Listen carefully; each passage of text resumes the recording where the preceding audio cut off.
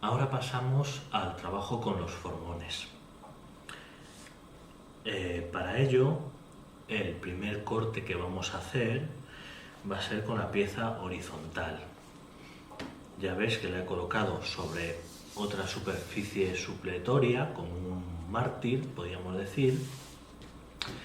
Y es muy conveniente porque esto también no solo protege la mesa de trabajo, sino que mantiene más limpio el área de trabajo y evita que lascas, virutas, polvo y demás suciedad que se va acumulando en la mesa, pues dañe y estropee nuestro mueble, nuestras superficies de los componentes del mueble. Entonces de esa manera acotamos, digamos, la suciedad. Bien,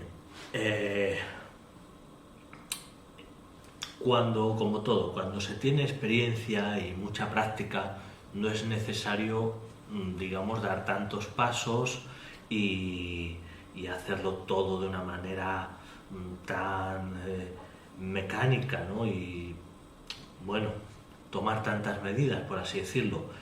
Pero hasta que no se entiende cómo funcionan las cosas, es mejor aprender los fundamentos de la manera más detallada, porque así lo entenderemos y cuando queramos ser más productivos o más rápidos, pues vamos a entender qué pasos nos podemos saltar. Entonces vamos a hacerlo de esa manera muy básica para aprender desde cero. Lo primero que vamos a hacer es trabajar sentados, que vamos a estar más cómodos, a una altura adecuada, tanto para sujetar las herramientas como para tener una buena visión de los cortes. Vamos a sujetar la pieza con un sargento para que esté firme y no se nos mueva, que es peligroso y además perdemos precisión.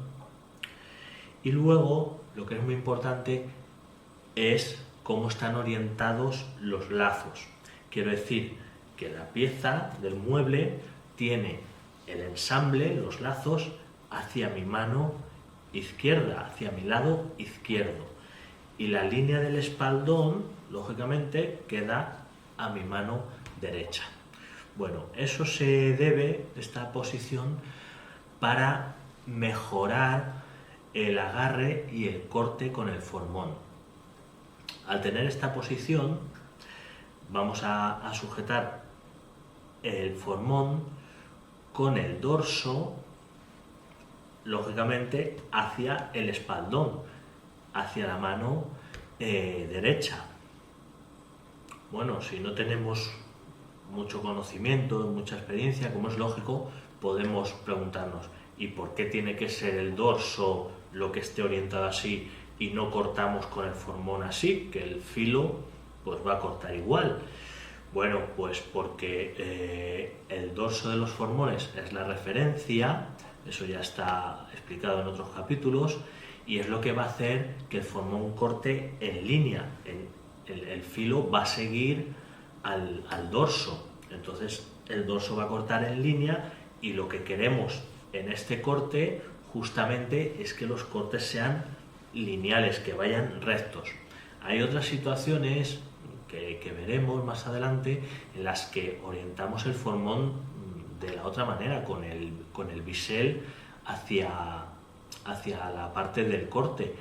Pero aquí la razón por la que necesitamos esta orientación es porque la referencia, el dorso, necesitamos que vaya en línea, paralelo al espaldón, para hacer cortes así como rebanadas, ¿vale? Por esa razón.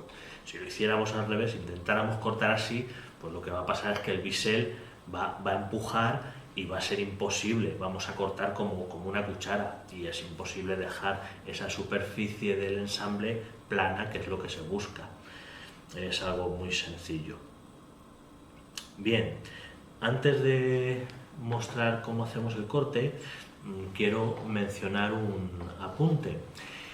Y es que si nos ha quedado mucha masa de desperdicio después de ese corte con la segueta o en los cantos con la dozuki, no es mala idea crear o marcar una línea supletoria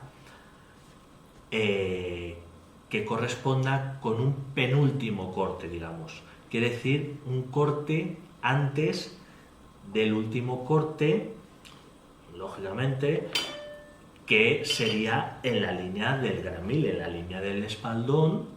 Ahí es donde vamos a introducir el filo del formón y ese va a ser el corte definitivo. Ya no va a haber que cortar más hacia abajo, lógicamente, porque si no se estropearía. Entonces esas líneas del marcaje, por eso he dicho que son de vital importancia. No solo tienen que estar muy bien hechas, sino que ahora prestaremos atención a no estropearlas, a no pasarnos de ellas, sino que son la barrera, la meta a la que tenemos que llegar y nunca sobrepasarla.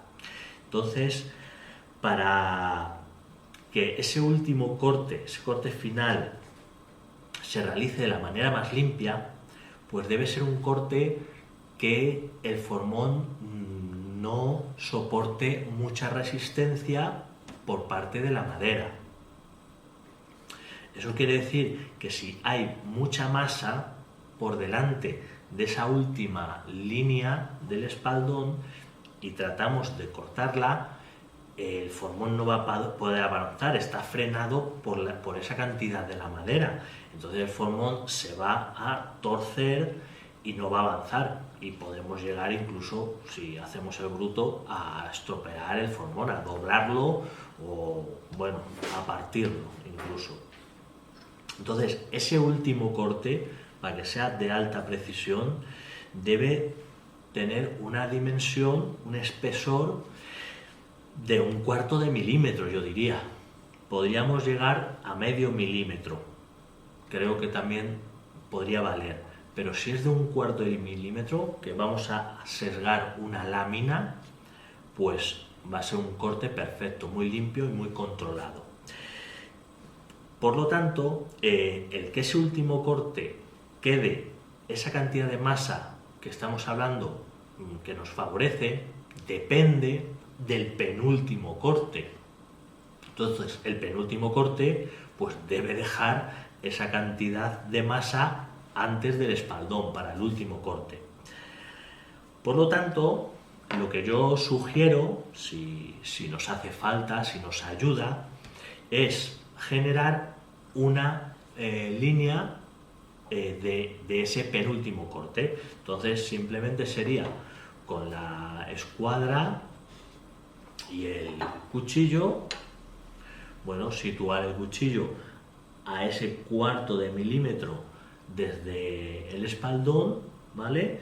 Y pum, pum, pum, marcar las bases de los dientes con eso, con una línea de cuchillo para el penúltimo corte.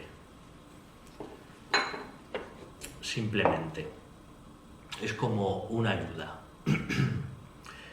Si de la segueta hemos dejado muy poquita masa, pues a lo mejor esta marca de penúltimo corte no es necesaria, porque ya a lo mejor podemos irnos directamente al último corte y no harían falta más cortes, pero lo general cuando no tenemos experiencia es que la segueta seamos prudentes, dejemos más masa aquí y ahora necesitemos realizar varios cortes hasta llegar a ese penúltimo corte. Entonces, ahora el trabajo que vamos a hacer no va a ser llegar hasta el espaldón, no va a ser llegar hasta el final, sino dejar estos espacios a eso, a un último corte, a un margen de un último corte, de 1/4 de milímetro. Esa es la idea para empezar. Entonces haríamos eso si necesitamos la marca de la escuadra, o si no, pasamos directamente al uso de los formones. Como ya hemos calculado esa base de los dientes en base a nuestras herramientas, eso ya viene explicado del capítulo del diseño del ensamble, pues ahora obviamente no hay otra alternativa mejor que coger el formón con el que hemos medido esos espacios para el diseño, así que lo utilizamos. Este es de 9 milímetros, este que he escogido yo. y justo si lo pongo en la base de los dientes, pues me queda a los lados un espacio, un margen para maniobrar muy bueno de 1 milímetro aproximadamente. Bien, ahora ya vamos a pasar al uso del formón. Para empezar, debemos sentarnos de tal manera que nuestra vista esté en línea con la línea del espaldón, para tener controlado esa línea y el dorso de los formones. No estar así y estar en diagonal, o estar echado, movidos para acá y estamos tapando la línea, no vemos, entonces tenemos que estar alineados.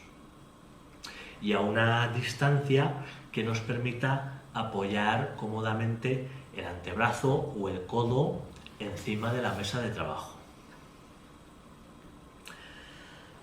Empezamos cogiendo el formón cerca del filo, por aquí. De esta manera controlamos muy bien dónde situar el filo. Y ahora lo colocamos de tal manera que realicemos un corte no mayor a medio milímetro. Es decir, que desde donde está el filo hacia el bisel, hacia este lado, ¿vale? Aquí no haya más madera de medio milímetro, porque si no el formón va a ir forzado y se nos va a torcer. Entonces lo primero es colocar el filo en esa cantidad de corte, y luego, muy importante, colocar el formón en el centro del espacio entre las colas, en el espacio para los dientes. No intentemos pegarnos de las esquinas para cortar las esquinas ahora. Eso no lo vamos a hacer así. Lo vamos a hacer de esa manera, en el centro. Este es el primer agarre para colocar el filo.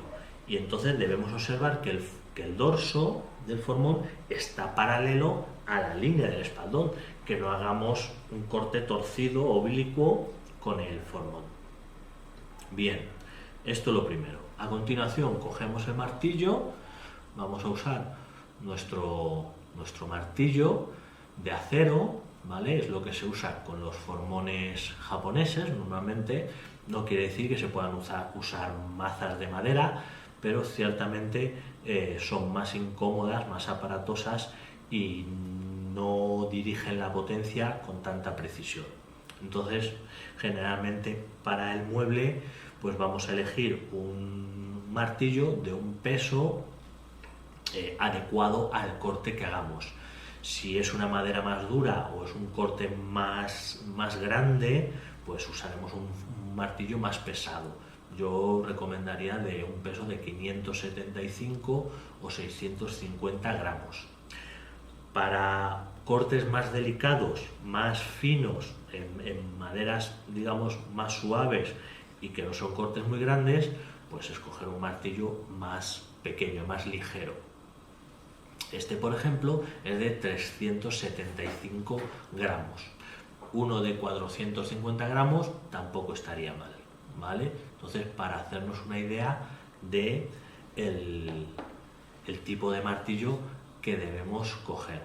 Luego decir que martillos japoneses hay un montón de diseños de la cabeza, con muchas formas y muchos acabados. Eso espero tener oportunidad de hablar en otra ocasión más en detalle. Entonces simplemente son eso, es algo estético, la forma y demás. Debemos escoger el que más nos guste y más nos agrade. Es cierto que un martillo de este tipo, con un cabezal redondo y gordito, es más controlable a la hora de dirigirlo en el golpeo. Este tipo de martillo se llama Daruma Kuroshiage, que quiere decir que es un cabezal redondo con un acabado negro de la forja. ¿vale? De manera muy breve, simplemente decir que los martillos japoneses, lo he puesto en el canal alguna vez, pues se sujetan en el mango, cabezal y mango, sin usar ninguna cuña, como he mostrado, solamente con una técnica de anclaje, gracias a la construcción del cabezal y al trabajo que hacemos en el mango. Y con una técnica se introduce y queda sujeto, si se hace bien, para toda la vida. Se rompería antes el mango, la madera, que soltarse el cabezal.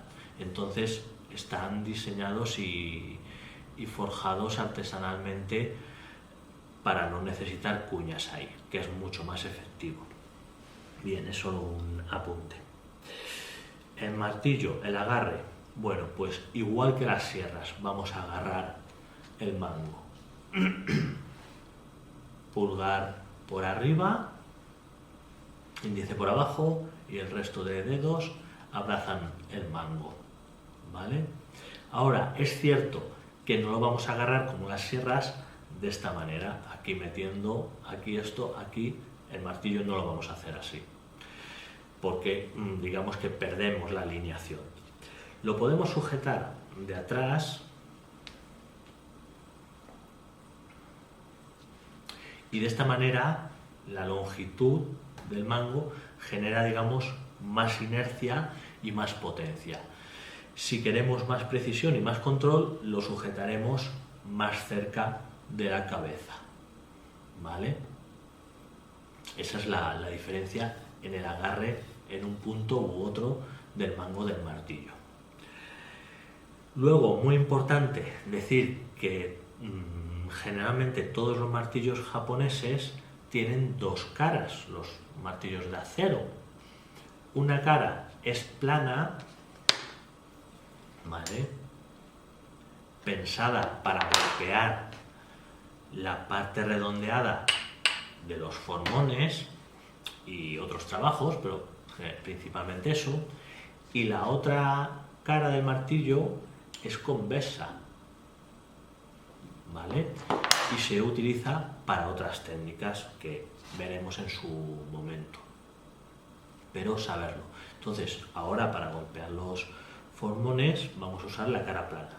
Y la construcción del mango del martillo, pues también quiere decir que tiene una forma para identificar, sin mirar el martillo, sin darle vueltas, cuál es la cara plana y cuál es la cara convexa. Entonces, si nos fijamos en la forma, esta curva y este relieve siempre van a estar en la cara plana del martillo, y la parte, digamos, lisa coincide con la cara convexa del cabezal. Entonces lo sujetaremos así.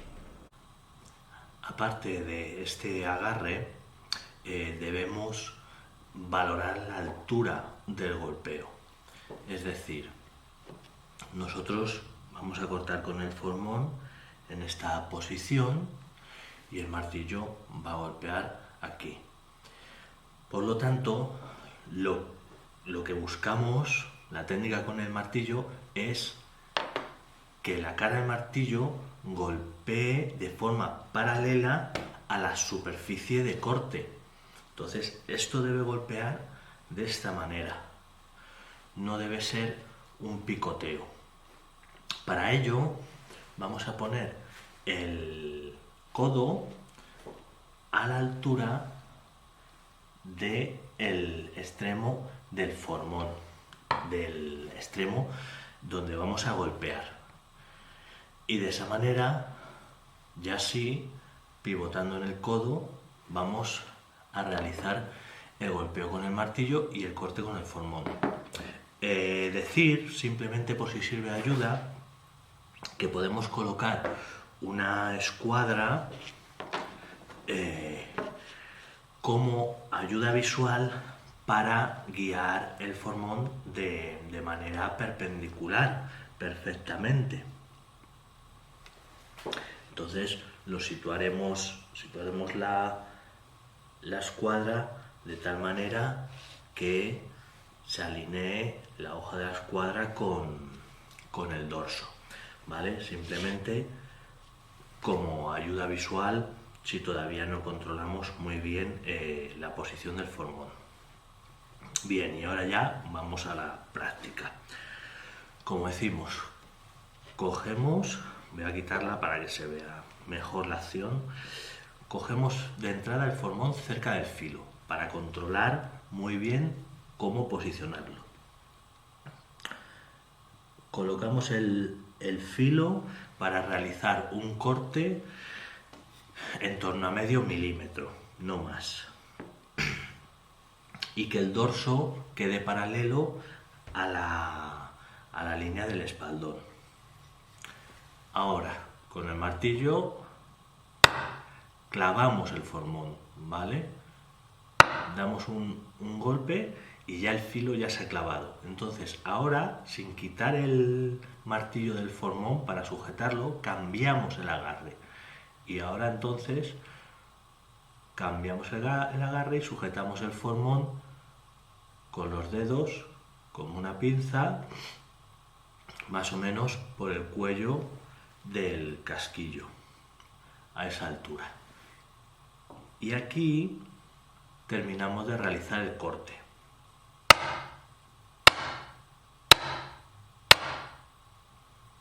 Con varios golpes de martillo.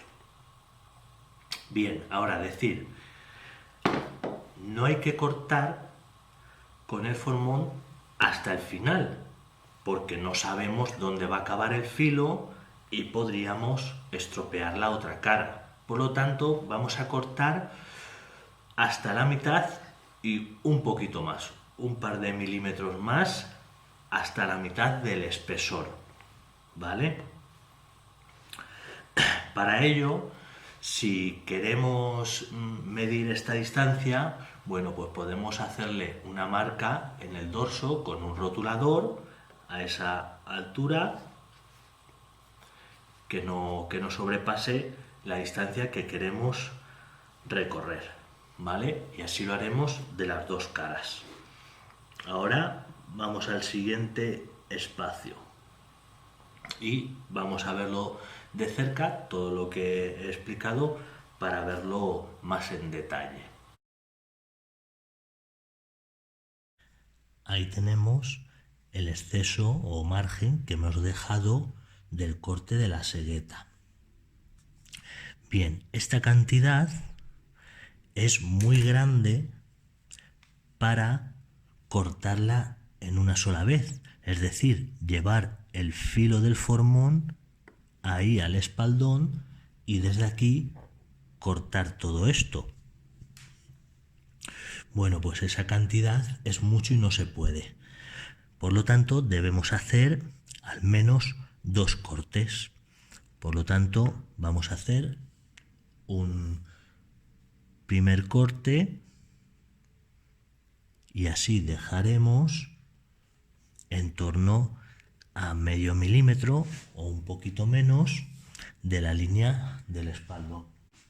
Siempre antes de cortar testa con los formones japoneses vamos a mojar un poco la punta del formón en el aburasubo para, digamos, lubricar el corte y ablandar un poquito las fibras al empezar. Y luego, como vemos, no nos pegamos de las esquinas de una pared o de otra, sino que situamos la anchura del formón en el centro del hueco. Ahí ya realizamos el corte. Clavamos el formón, cambiamos la posición del agarre y ahora avanzamos hasta la mitad.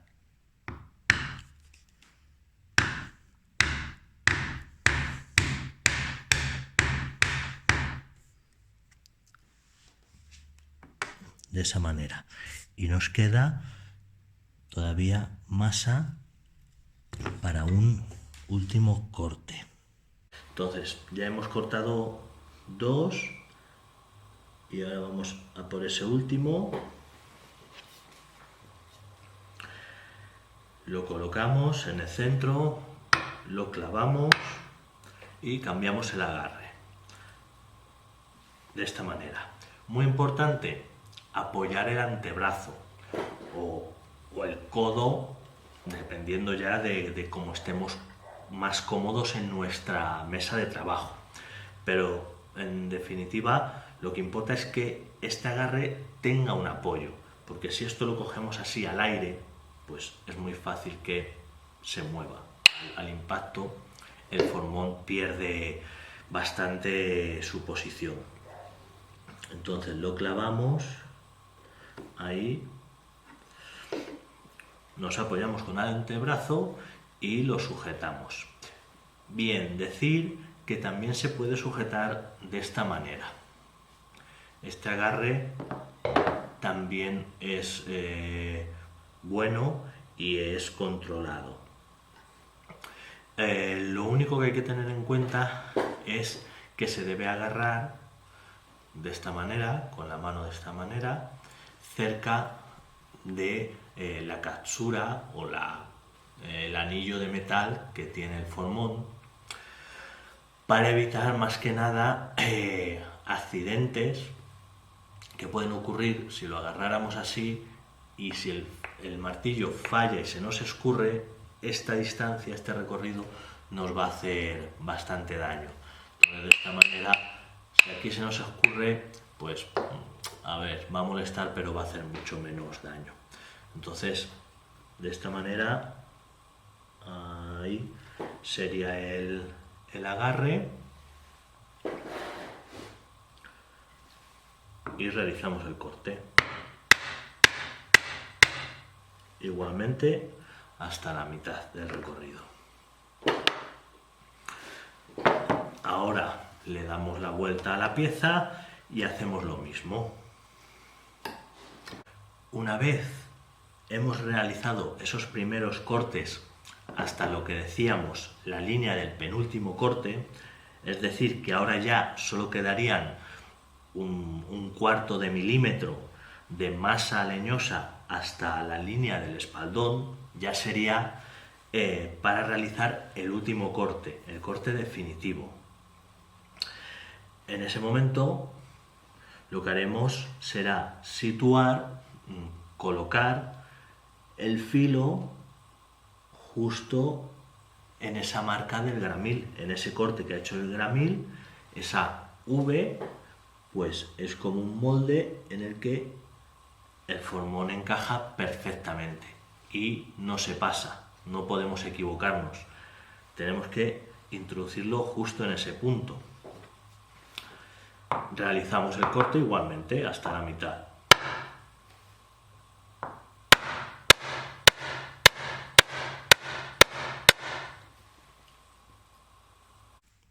Ahí está nuestra línea, no del lápiz, sino la línea del corte del gramil.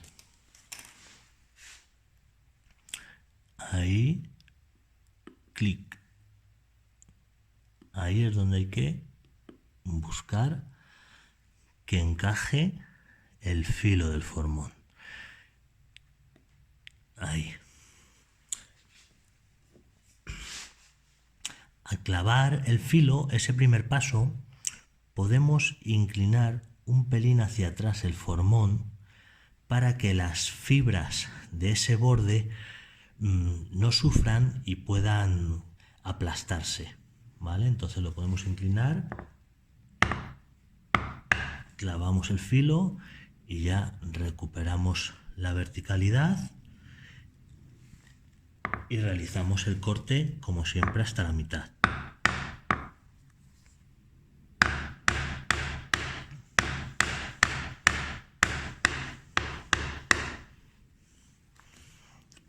Vamos al siguiente espacio y hacemos lo mismo.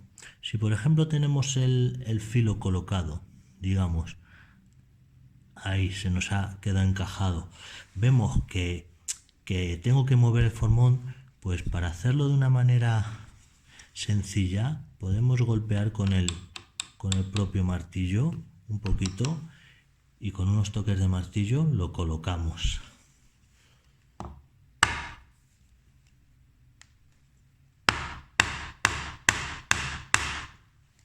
Bueno, después de finalizar ese corte en el espaldón, desde ambos lados, ¿vale?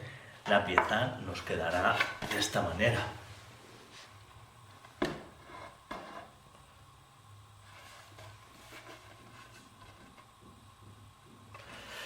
Nos quedan las esquinitas del hueco, pues lógicamente sin cortar, sin limpiar. Nos queda ahí trabajo por hacer, ¿vale? Lo que hemos creado es una superficie en el medio. Pues ahora el siguiente paso es dar un corte de liberación, que llamaremos. Entonces vamos a sujetar la pieza en la mesa de manera horizontal, pero con los lazos hacia nosotros.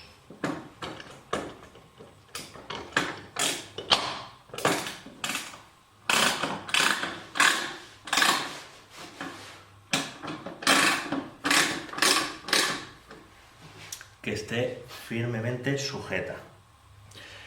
Ahora es el momento de coger ese formón que tenemos dedicado para los cuellos de los dientes.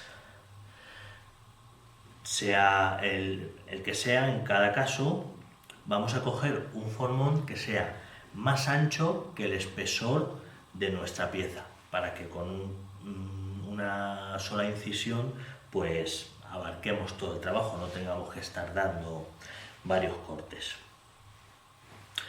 Bien, el agarre ya lo conocemos, el agarre del formón estándar, pero lo vamos a colocar de esa manera, ahí, de lado.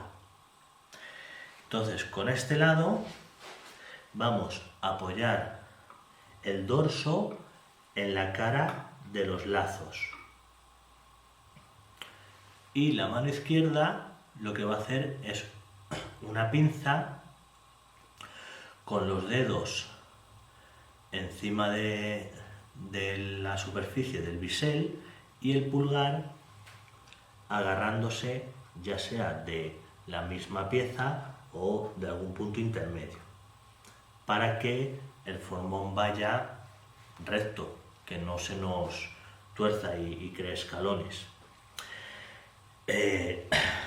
Los pies ligeramente separados, alineados con el corte y volcando el peso sobre el corte, sobre el filo, para que sea el peso del cuerpo y la fuerza de las piernas lo que haga realmente la fuerza en el corte.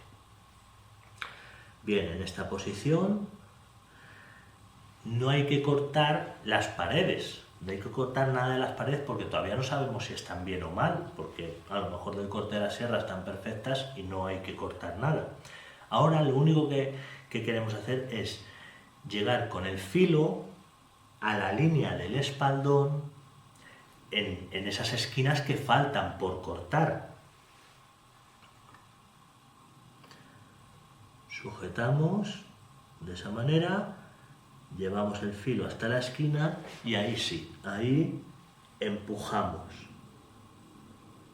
Podemos hacer un pequeño movimiento de rotación para que el formón avance mejor, pero todo el peso es con las piernas y con el cuerpo. Con el brazo no hagamos fuerza porque perdemos control. Ahí, y repetimos en todas las caras. Aquí igual, lo sujetamos y empujamos. Como digo, en todas las caras. En las otras caras lo mismo, lo que pasa es que ahora el agarre cambia. Le damos la vuelta 180 grados a la hoja y ahora la sujeción es al revés. El pulgar es el que va a controlar esa sujeción sobre la superficie de la hoja y los dedos son los que van a tratar de engancharse en algún punto para hacer pinza.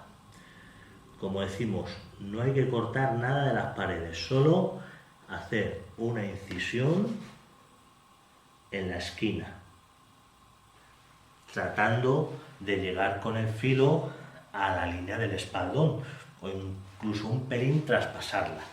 Entonces, con esto lo que conseguimos es separar las fibras de las esquinas de las paredes para que en el siguiente paso que veremos podamos cortarlas limpiamente y no se quede nada pegado a esas paredes, ¿vale? Vamos a verlo de cerca. Agarre del formón, apoyamos sobre la pared, pero no cortamos nada. Llegamos ahí, a la esquina, que es donde nos falta esa materia, y empujamos, llegando con el filo al espaldón. Este es un agarre y el otro lado lo haríamos así. Apoyamos igual el dorso en la pared, pinza, deslizamos sin cortar nada, pegando bien el dorso de la pared, que no vaya esto levantado ni despegado, sino que vaya ahí, bien apoyado. Y ahora metemos la esquina hasta el espaldón. Y así se separan las fibras. Con ese corte de liberación realizado, ya podemos pasar a terminar de limpiar y ajustar esas esquinas. Para ello seleccionaremos un formón bastante estrecho, porque solo tenemos que cortar esa parte. Entonces, un formón que nos permita colocarlo de manera ligeramente oblicua. Igualmente lo impregnaremos de aceite de camelia. El agarre ya lo conocemos. Y ahora esta mano va como una bandeja y el pulgar controla el avance de la hoja, del formón, de esa manera. Hacemos fuerza, como siempre, con las piernas, preferiblemente más que con los brazos. Debemos hacer un corte que el dorso vaya perfectamente horizontal. Podemos primero sentir esa horizontalidad en la testa de las colas para no hacer un corte así. Esto es lo que sería un problema, que vaya girado. Y el corte será de esta manera. Irá en la esquina avanzando recto, avanza recto, pero con la hoja oblicuo. De tal manera que lo que corta el formón es esta esquina.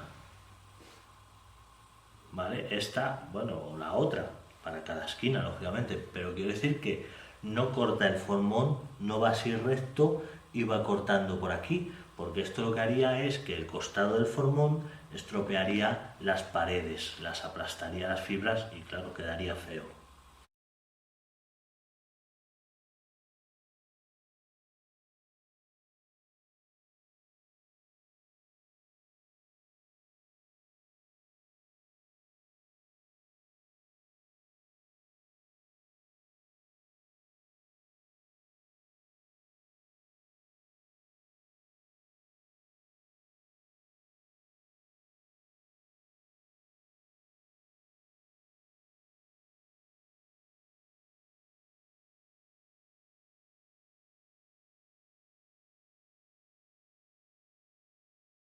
Entonces el corte es oblicuo con la esquina del filo y avance recto.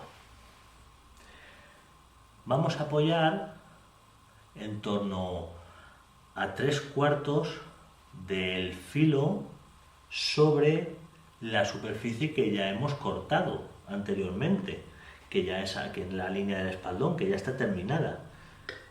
Entonces ahí ya apoyamos, ya sentimos esa horizontalidad y metemos la esquina del filo en el resto de masa que nos queda por limpiar, ¿vale? Tenemos que ver bien que no nos pasemos, ahí, y con la fuerza y peso del cuerpo avanzamos recto.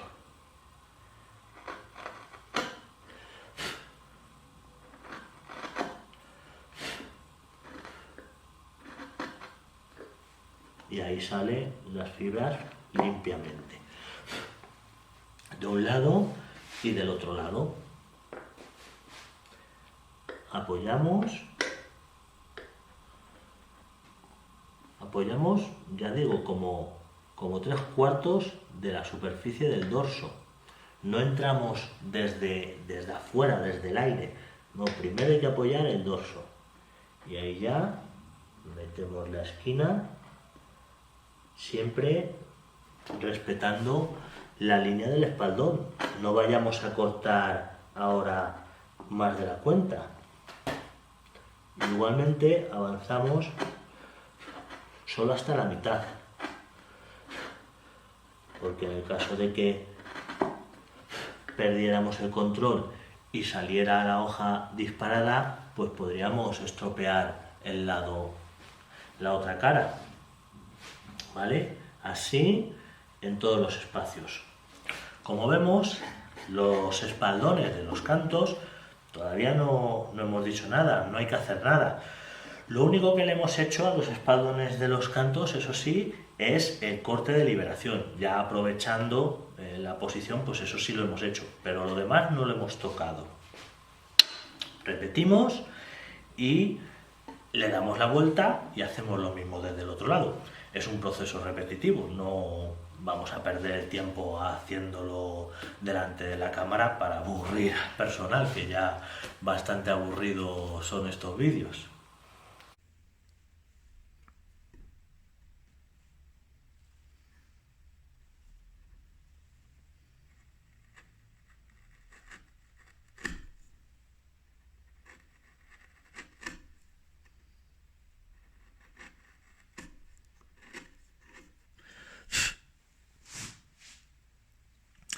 Apoyamos los dedos contra la madera, no atacamos así con el formón al aire, sino que estos dedos son como una superficie extra a la madera.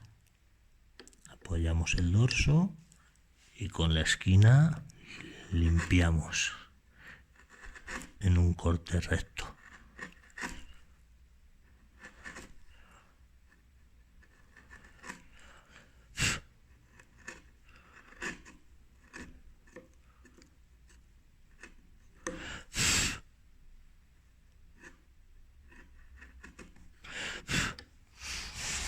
Teniendo cuidado de no pasarnos del espaldón, claro.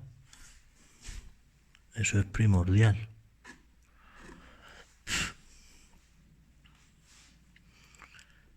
Igual.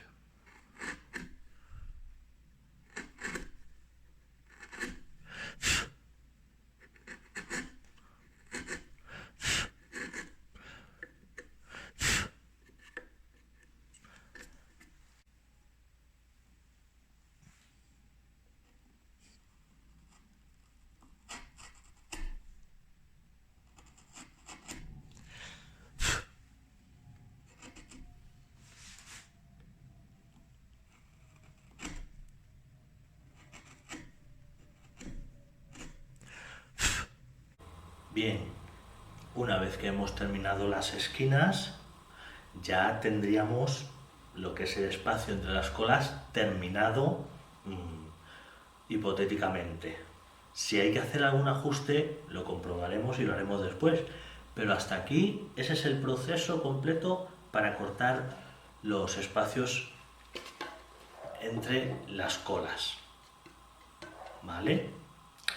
Entonces ahora vamos a terminar de ajustar los espaldones en los cantos.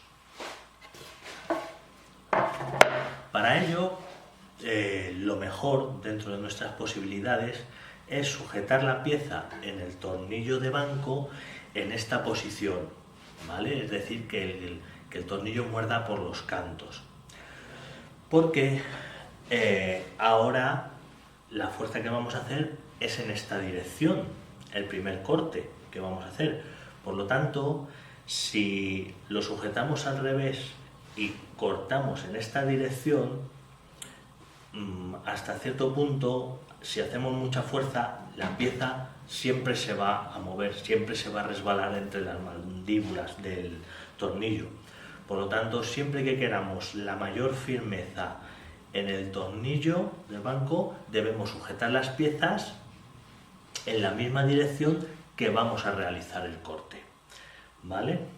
Esa es la razón por la que veis la pieza colocada de esta manera. La vamos a mover porque igual esto tiene un proceso, pero este es el primer corte. Entonces la sujetamos así y ahora seleccionamos un formón que sea más ancho que el espesor de nuestra pieza. La que estamos trabajando es de 16 milímetros, yo he cogido un formón de 18, pero podría valer uno de 24 o más grande, no importa, el caso es que sea más grande que esta pieza. Y lo que vamos a hacer es un corte directamente en la línea del espaldón en el canto, introduciendo como siempre el filo en esa línea, clic, que encaje ahí, y el corte que vamos a hacer va a ser ascendente, bastante ascendente, para crear simplemente un chaflán. Se va a crear un chaflán, una pendiente con ese corte. Entonces vamos a cortar una distancia muy cortita hacia arriba. Ese chaflán nos da dos ventajas o beneficios. Lo primero, visibilizar la línea del espaldón a la que queremos llegar y que no debemos pasar ni debemos estropear. Por lo tanto, ya queda esa línea cortada y liberada y está a nuestra vista para no pasarnos. Y luego esa pendiente nos va a decir cuánta masa nos queda por cortar en estas superficies y nos va a permitir situar el filo en distintos puntos de esa pendiente cómodamente, ¿vale? Entonces, igual seguimos cortando fibra de testa, mojamos el formón en el aburasubo, introducimos el filo ahí que encaje, que no se sale, ¿vale? Posición del cuerpo volcado hacia la pieza, las piernas ligeramente separadas, formando una L con una apertura equivalente a los hombros, así está en el suelo, y el agarre del formón, como siempre. Este brazo, intentar que esté en línea, la pierna de atrás es la que va a hacer más fuerza, y esta mano, igual que antes, bandeja de dedos apoyada sobre la madera y el pulgar controla el avance, ¿vale? Vamos allá, muy despacito, avanzamos muy despacito, ¡pum! Ahí está. Esa es la lasca que he quitado. ¿Vale? Ese es el primer corte. Ya lo tenemos liberado. Vamos a verlo de cerca para que se vea más en detalle.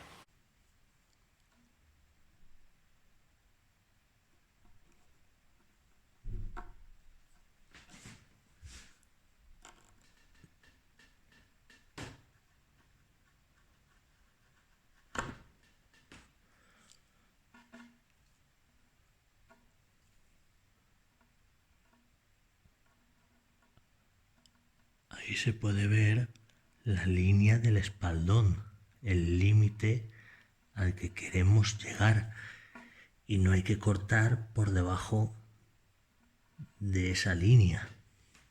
Después de ese primer corte, ese chaflán, vamos a hacer lo mismo en la línea del espaldón de las caras. Ahora por aquí y por aquí. Exactamente lo mismo, un chaflán. De esa manera vamos a crear una especie de pirámide.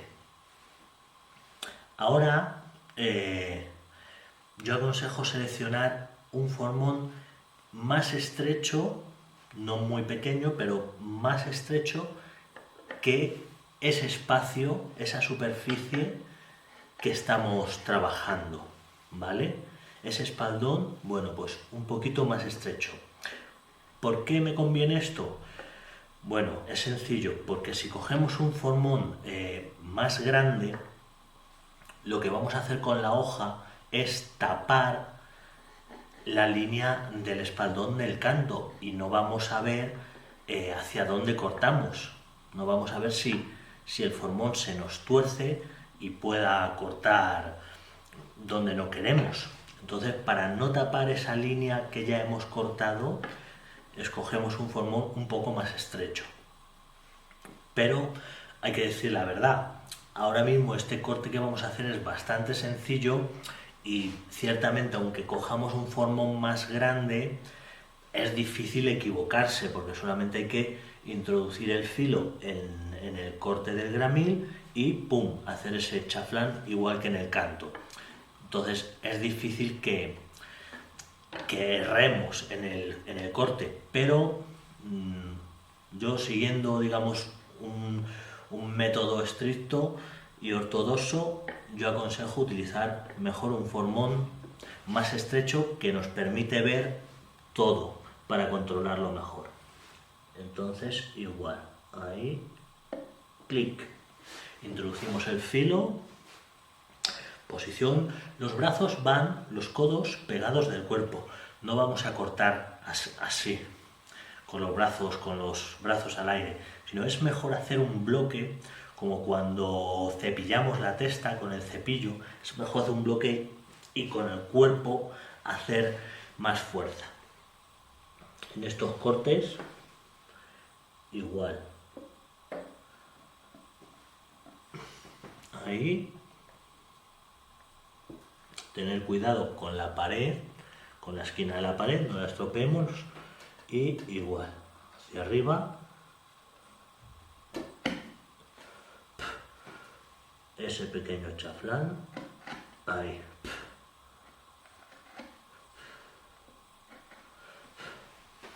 Ahora igual, observar que la pieza la he cambiado de posición en el tornillo, porque es lo mismo, la fuerza la estoy haciendo en la línea del tornillo, por lo tanto voy a ir moviendo la pieza para hacer la fuerza siempre en ese sentido, no en este sentido, donde la pieza, al estar agarrada en este sentido, pues podría pivotar, podría moverse si no está muy bien sujeta o resbala. Y lo mismo en este otro lado.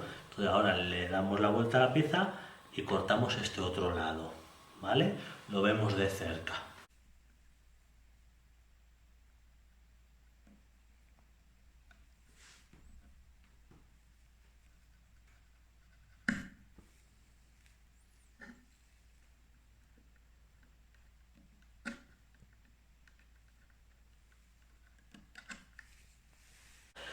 Una vez que tenemos hecha esa pirámide con esos chaflanes, vamos a seleccionar un formón más estrecho que el espesor de nuestra pieza, ¿vale?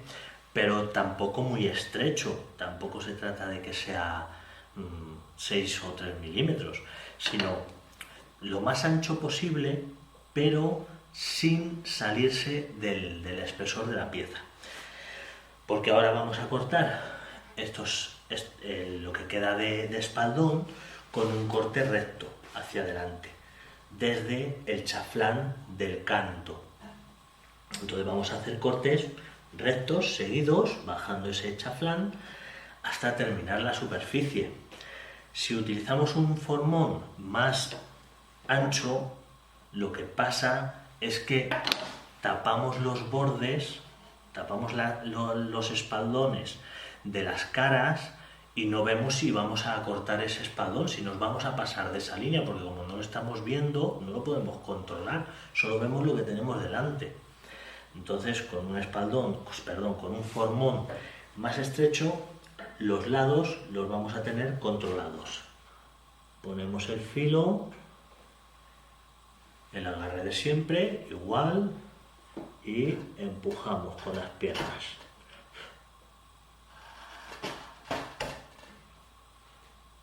Y vamos dando ahí cortes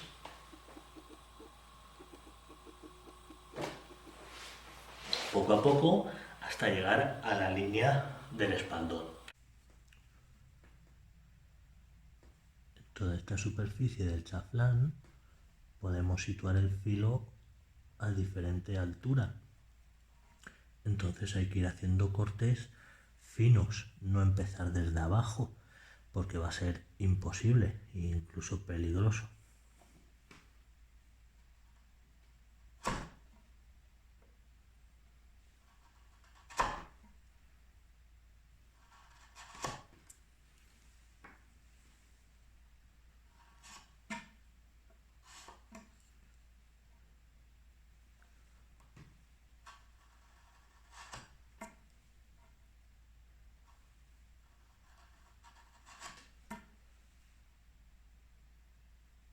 Hasta llegar a esa línea del espaldón donde podemos colocar por dentro, ya podemos apoyar el filo dentro del espaldón, no hay que atacar desde afuera.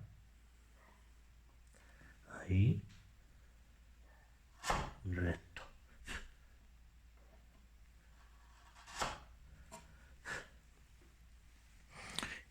Y la línea del espaldón no se ha borrado, que es de lo que se trata. Ahora es fácil arreglar estas dos esquinas, estos dos bordes, igual, colocando el dorso en la superficie ya cortada y con esta esquina sin perder la visibilidad, porque si hacemos esto, estamos tapando esta línea. Si tapamos esta línea, no vamos a saber si estamos cortando más abajo o más arriba y se estropea. Entonces, sin taparla, apoyamos y la esquina, ahí, vamos recortando.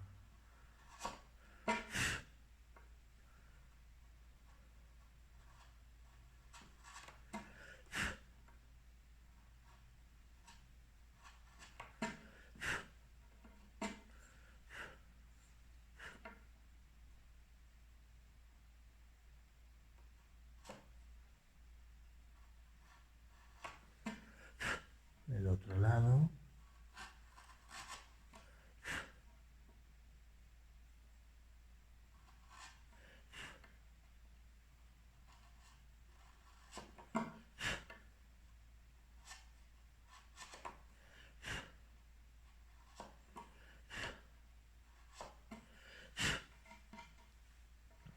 Hasta ahí.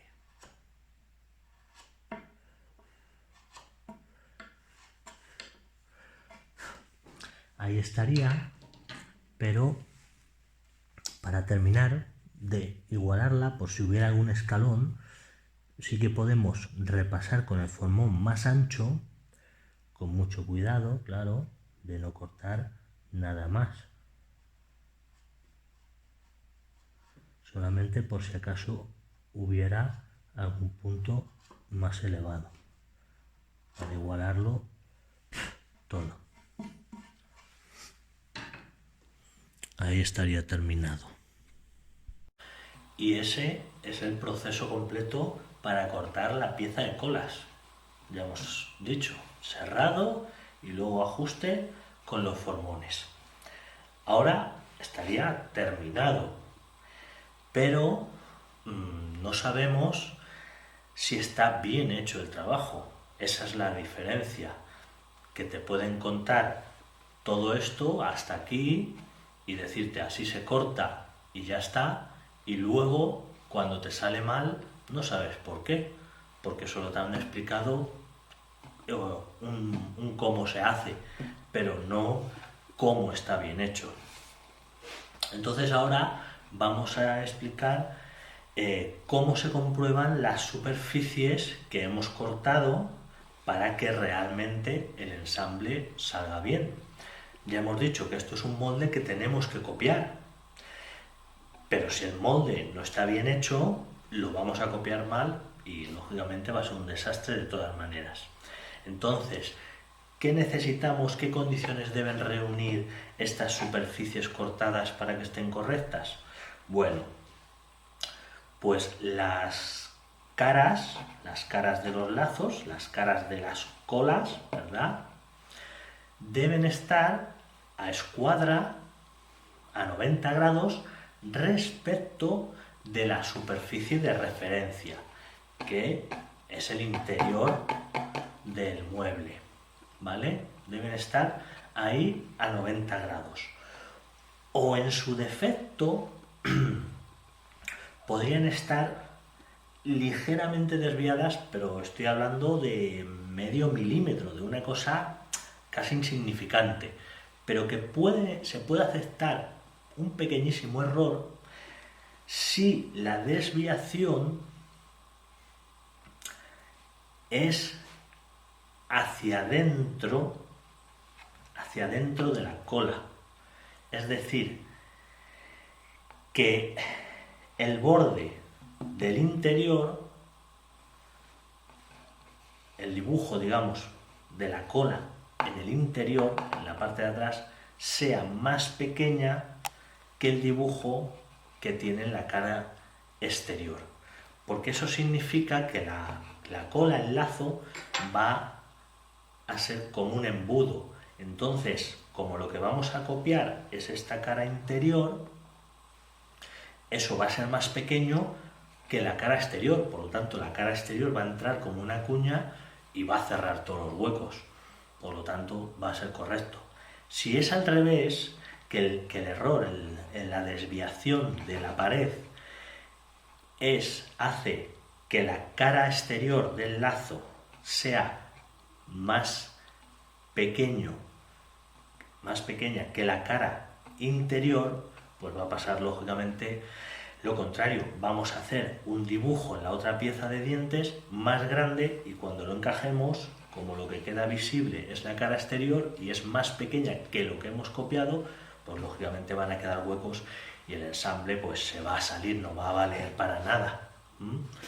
Pero bueno, intentemos que sea lo mejor posible y que sea a 90 grados. Para comprobar esa escuadrilla de las paredes, lo mejor es usar una escuadra que podamos introducir en esos espacios, en esos huecos, como esta. Es ideal. Entonces, simplemente con la escuadra apoyando en la referencia, en la cara interior, no olvidemos las referencias porque, bueno, eso ya está explicado.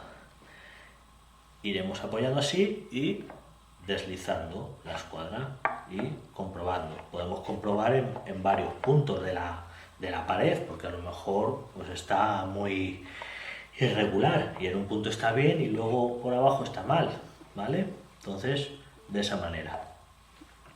Obviamente las de afuera, como no hay impedimento, podemos usar cualquier escuadra, entonces simplemente apoyándola es sencillo, de esa manera y de esta manera, ¿vale? Ambos lados, ambas paredes.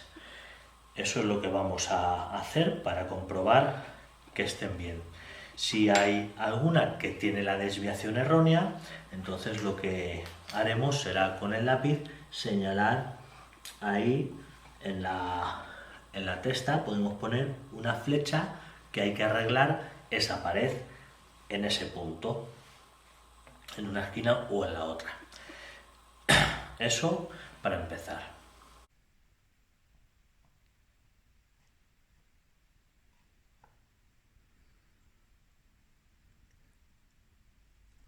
Ahí se ve que entra hueco por la parte de adelante. Por lo tanto, esta pared no estaría bien. Vamos a coger y vamos a marcar aquí que hay que arreglar por ahí esta otra pared.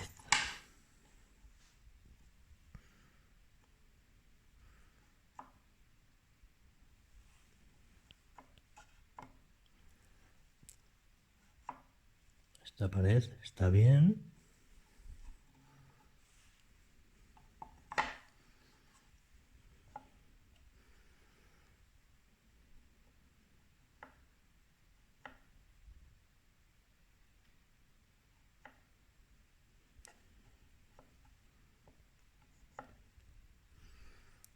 Esta pared igual parece que tiene un poquito de hueco.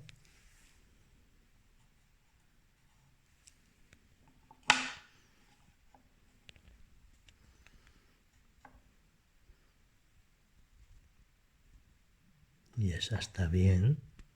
Toda la hoja toca la pared. ¿Vale? De esa manera vamos comprobando.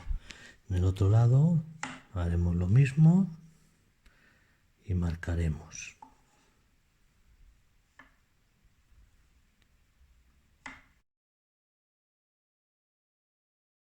Luego, la otra superficie que hemos cortado y que debemos comprobar que esté correcta son los espaldones, las bases de los dientes, ¿vale? Todo eso.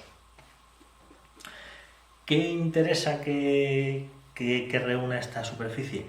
Pues que sea plana, con nuestro concepto de planitud, ¿vale? Entonces, en los cantos, que no tenemos obstáculo, por eso se puede comprobar, simplemente poniendo una regla o la hoja de una escuadra, la apoyaremos así, ahí, y veremos que el espaldón toca la escuadra todo alrededor, en todos los puntos, que no cojea ni está abierto de un punto y de otro cierra, ¿vale? Tiene que tocar todo alrededor. Entonces ese contacto nos da la confirmación de que la superficie está bien cortada, ¿vale? Eso para los lados. Para comprobar la superficie de los cantos, como decimos, cogemos la hoja de la escuadra, la apoyamos y vemos el contacto, que sea completamente ciego. Entonces esto es una simulación de lo que vamos a tener cuando las dos piezas encajen. Para los interiores, bueno, pues yo lo que me gusta hacer es el borde de la regla o escuadra pintarlo con rotulador. Ahí el borde. Y a continuación poner ese borde en las superficies interiores. Sujetarlo en el medio con el dedo para que haga fuerza. No hacerlo así, con las dos manos, porque si hacemos así, lo que pasa es que las propias manos van a desvirtuar la comprobación. Entonces, ponerlo ahí, apretar en el centro con un dedo y ahora con la otra mano, sí, con la otra mano mover esto. Y entonces el rotulador va a manchar la superficie y nos va a decir los puntos de contacto. Entonces, si estas superficies tienen panza, es decir, que los dos puntos exteriores no están en línea, que es donde debe manchar la hoja, pues eso lo tendríamos que arreglar y volveríamos a cortar con el formón en esos lugares, ¿vale? Esas son las dos principales comprobaciones. La hoja de la escuadra la apoyamos, sujetamos con el dedo y ahora la movemos para ver el contacto que tiene.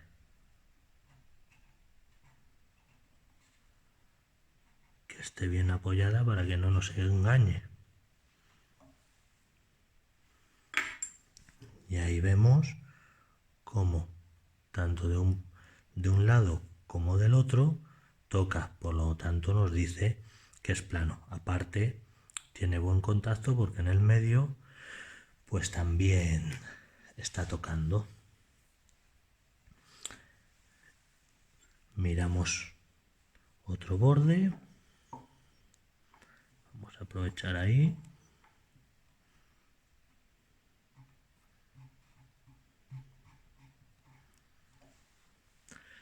Ahí, por ejemplo, parece que no termina de tocar bien, entonces tenemos ahí un poquito de material que hay que retirar. Entonces lo cortaremos. Los puntos que necesitan ajuste los repasaremos con el formón, pero siempre apoyando dentro de la superficie, porque el espaldón no hay que cortarlo ya, entonces siempre tenemos un punto de inicio para apoyar el filo y desde ahí entonces ya sí cortaremos hacia adentro. En el centro y luego repasamos un poco las esquinas.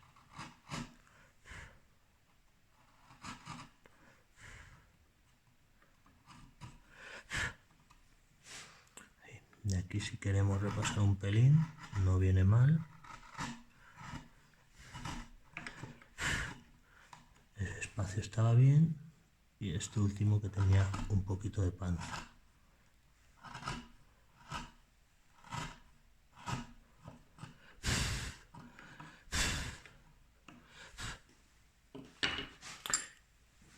Y volveríamos a comprobar con la escuadra pintándola. Ahí. Ahora sí. Ahora vemos cómo toca ahí y toca ahí. Toca en los dos extremos de los bordes. Entonces, eso es lo que buscamos. Luego también no es mala idea comprobar la planitud de las paredes. O sea, no solo la escuadra, que estén bien alineadas, sino que estén planas. Entonces, igual con la hoja de la escuadra o la regla, apoyamos ahí, ahí, y vemos que el contacto sea todo uniforme, simplemente. Ahora, por ejemplo, si no tenemos una escuadra pequeña, o incluso una como esta, porque una como esta, aunque no se pueda meter en los huecos, pero la podemos apoyar y girándola con el borde de la hoja por dentro, también se puede ver. Pero si no tenemos escuadras tan pequeñas, una solución para ver la inclinación de las paredes, que es vital, es simular una escuadra. Coger, apoyar una regla rígida, una regla fuerte en la pared, que quede bien apoyada, y ahora con la escuadra, desde la referencia, lo voy a hacer desde aquí mal para mostrarlo, pero sería desde aquí adentro. Pues con la escuadra simplemente, pum, comprobar de esta manera la desviación que tiene. Y es una manera de ver la escuadrilla que tiene esa pared. Y a continuación, si hay errores, pues vamos a ver cómo se corrigen. La otra manera que decíamos de comprobar las paredes, sujetar bien la regla pegada a la pared para que la superficie exterior simule realmente la desviación de la pared. Ahora apoyamos la escuadra y de esa manera medimos la desviación si la tuviera. Ahora, para terminar, para arreglar las paredes, que es lo que nos faltaría, lo que vamos a hacer es colocar una pieza de madera. Yo aconsejo que sea de M, como un mártir, porque es bastante limpio y recto, entonces se sujeta bastante bien. Lo vamos a colocar en la cara sobre la que está la desviación, es decir, sobre la que vamos a realizar el corte. Entonces este mártir lo que hace es sujetar las fibras por ese lado para que al cortar con el formón pues no se astillen y no salga disparado. Vamos a verlo de cerca, pero primero quería explicarlo. Luego, por otro lado, lo que también nos puede servir de ayuda, no es necesario, pero bueno, yo intento dar todos los consejos que puedan venir bien, pues es utilizar una regla apoyándola en ese mártir. Entonces, de esta manera, bien apoyada, vamos a poder trazar una línea cerca de esa superficie, esa pared que debemos arreglar, que nos va a servir, digamos, como referencia para llevar el corte paralelo a esa línea y obtener una superficie más escuadrada, más a 90 grados, ¿vale? Es simplemente una ayuda. Entonces, apoyar ahí, hacer la línea y así tener esa referencia. Y ahora, a continuación, coger el formón adecuado, ¿vale? Preferiblemente un formón que sea tan grande como para abarcar toda la pared de las colas. Si utilizamos un formón estrechito para arreglarlo, lo que va a pasar es que vamos a dar mordiscos, vamos a crear escalones y más que arreglarlo se va a hacer un desastre porque vamos a ir creando una superficie irregular. Entonces este arreglo es muy delicado, es un corte muy fino y lo único que hay que hacer es dar un corte completamente lineal, paralelo a la pared, pero corrigiendo la desviación. Entonces, para que quede toda la superficie en un mismo plano. Como no hay que cortar, lógicamente, desde el lado que está la pared libre, empezaremos cortando un poquito más de la mitad, apoyando todo el formón con ese agarre lateral y ahí vigilando, pum, hasta llegar al mártir, y así vamos reduciendo, vamos corrigiendo esa desviación.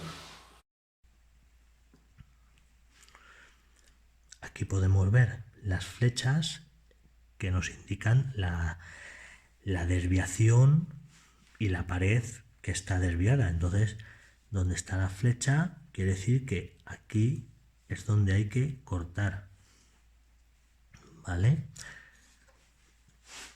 Como decíamos, cogemos la regla, la apoyamos y esto nos da una referencia realmente cuadrada y hacemos ahí una línea del lápiz. Se puede apreciar cómo este lado es más pequeño que este otro borde.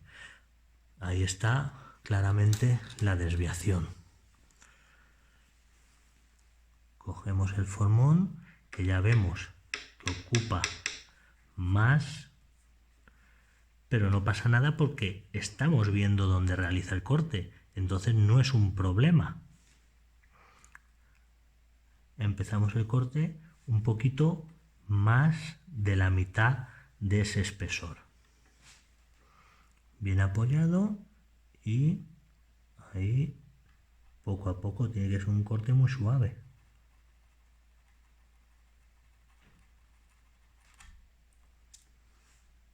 Eso es. Podemos un poquito guiarnos de la línea que hemos dicho del lápiz para ajustarlo totalmente.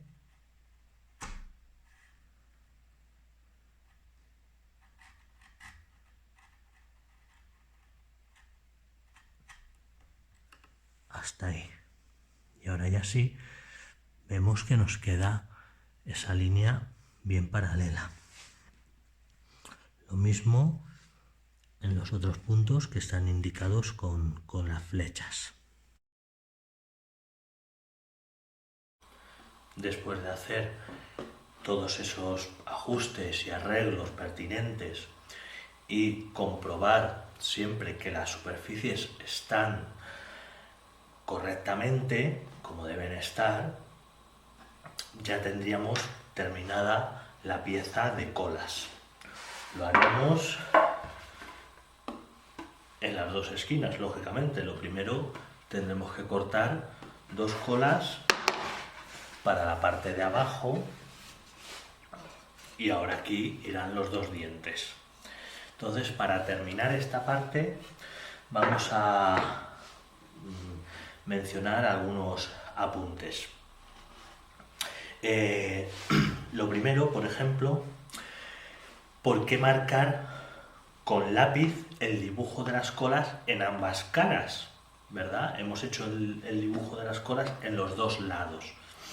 Bueno, eso nos sirve para que después de serrar veamos si hay alguna desviación, porque si nosotros en el corte de las colas con la sierra pretendemos borrar esa línea del lápiz o dividirla a la mitad, si el corte fuera lo suficientemente fino, pues si en una de las caras queda lápiz, va a ser un indicador automático de que ha habido una desviación. Por lo tanto, el dibujar con lápiz, molestarnos en hacer el dibujo por las 2 caras, pues también nos sirve más adelante para ver y comprobar cómo nos ha quedado ese corte con la sierra. Entonces me parece interesante.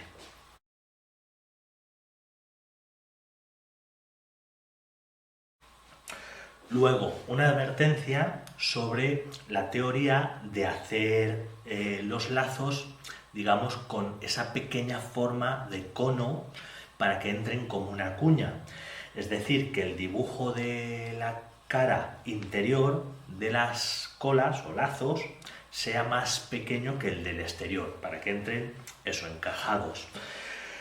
Bueno, eso es cierto, pero hasta cierto punto, porque en el ejemplo que estamos haciendo, en la variante de colas de Milano que hacemos, que es calada, si hacemos esa especie de cono demasiado exagerado, no solo es peligroso porque puede hacer puede tener un efecto perjudicial, porque va a hacer que se estallen, que entre demasiado apretado, pero además es que al ser calado, pues la forma de cono se puede ver, como esta testa se va a ver escalada, pues se va a ver. Entonces, si es muy exagerado ese cono, pues van a quedar huecos. Por lo tanto, en esta variante yo aconsejaría mejor dejarlo bien a escuadra para que no queden huecos. Simplemente son apuntes. Luego, otra cosa, por ejemplo, para comprobar las bases de los espaldones, hemos dicho que lo comprobaremos con la hoja de la escuadra o una regla para comprobar que sean planas, porque lo que nos interesa es que los 2 lados estén alineados, que no haya panzas.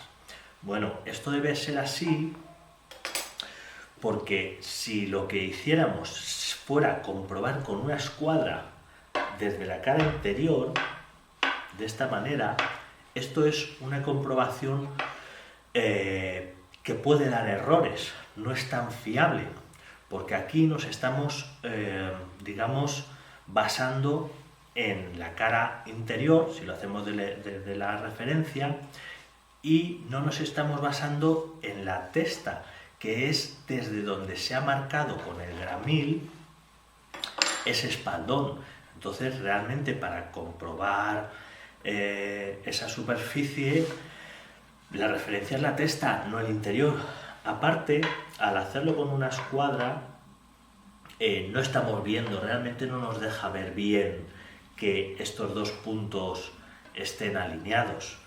Por lo tanto, esta comprobación con una escuadra no es buena para este caso, no tiene sentido, porque no es eso lo que buscamos. Lo que buscamos es que los 2 puntos, que esa superficie sea plana. Lo que importa es que sea plana, porque tú ya tienes un marcaje del gramil con 2 líneas, por la cara interior y por la exterior.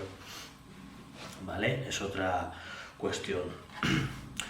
Luego, en en esta estructura ahora mismo podemos usar el mismo gramil para las dos esquinas, tanto para las colas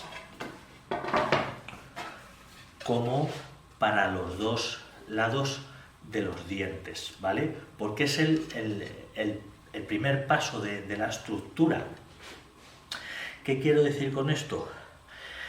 Que de este punto a este punto, si las piezas están bien dimensionadas y bien cepilladas, no va a haber ningún problema de descuadre. Ahora, cuando vayamos a hacer las otras esquinas, las de arriba de la estructura, ahí ya veremos cómo el marcaje de ambas esquinas tiene algún detalle, ¿vale? Pero aquí, para empezar, no tenemos que preocuparnos porque se pueden marcar las dos con el mismo gramil. Aquí todavía no estamos, digamos, comprometiendo la escuadría del interior de la pieza. Aquí el único problema que puede haber al marcar estas dos líneas es que no esté bien dimensionada la pieza. Entonces eso lo único que nos va a causar es que el mueble sea o más pequeño o más grande de los números que tenemos en el plano, de las medidas que hemos diseñado, digamos. Entonces, bueno, lo único, si queremos asegurarnos, pues es comprobar con una regla la medida de un espaldón al otro espaldón. Eso sí es interesante, coger una regla y medirlo y ver que coincida con las medidas de nuestro mueble. Si no coincide, pues es que hemos cepillado mal la pieza, no es culpa del gramil, ¿vale? Y ya, pues bueno, decidir si dejarlo así o corregirlo. Variar la medida del gramil en el otro lado o cepillar, bueno, ya actuar en consecuencia. Pero de entrada, si todo está bien, no tiene por qué haber problema. Entonces, ahora que ya hemos completado este trabajo de las colas, lo que vamos a hacer ya es este molde, copiarlo en la pieza de dientes que tenemos aquí.